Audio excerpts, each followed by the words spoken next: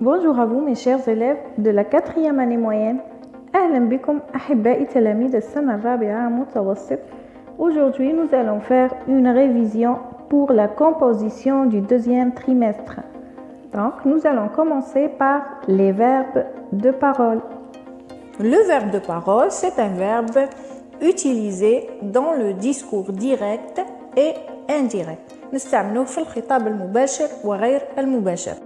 Son rôle, c'est de donner des informations sur le type de la phrase, l'intensité de la voix, l'intention du locuteur et l'émotion.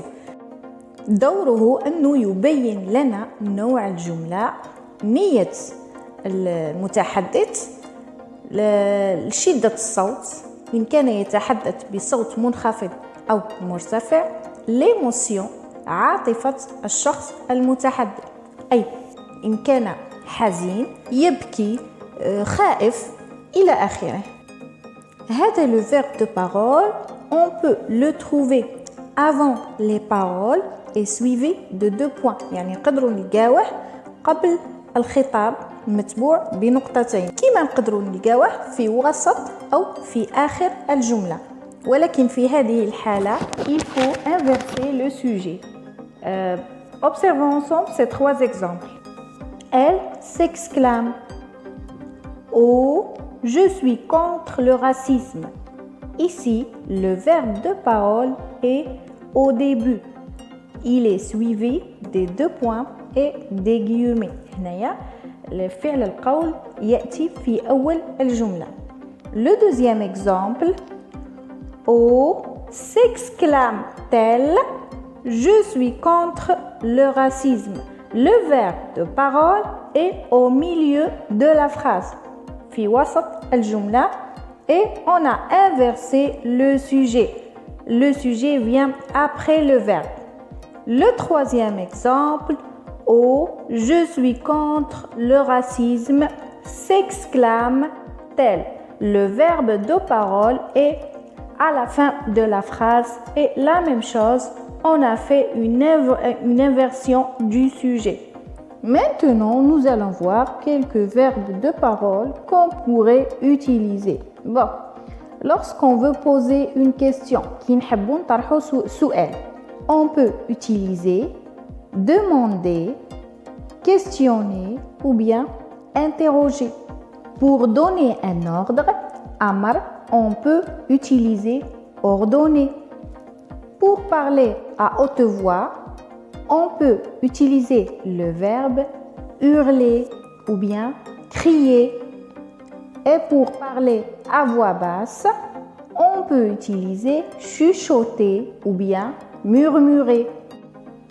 Implorer, واحد يتوسل, se lamenter, pour quelqu'un li yishki.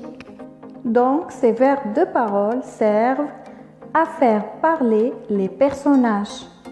نقدروا نسميوهم les verbes introducteurs ou bien les verbes de parole. Maintenant, nous allons passer à la proposition subordonnée circonstancielle de... C'est quoi une proposition subordonnée? C'est une proposition qui dépend d'une proposition principale.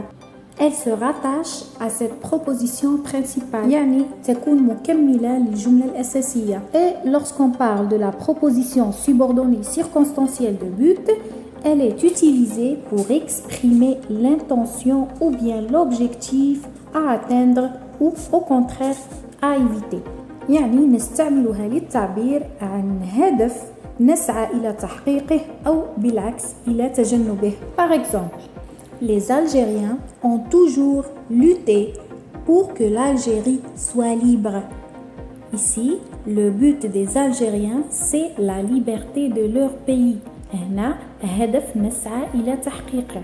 Par contre, si je dis j'ai pris mon parapluie de peur que la pluie tombe, أخذت مظلتي خوفا من أن تمطر. هنا c'est un but à éviter. La proposition subordonnée circonstancielle de but peut commencer par يعني تبدأ ب pour que, afin que, هنايا pour le but à atteindre, de crainte que, de peur que c'est le but à éviter.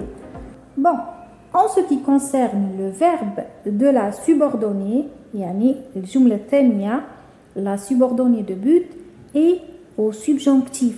نصرفوه في le subjonctif présent.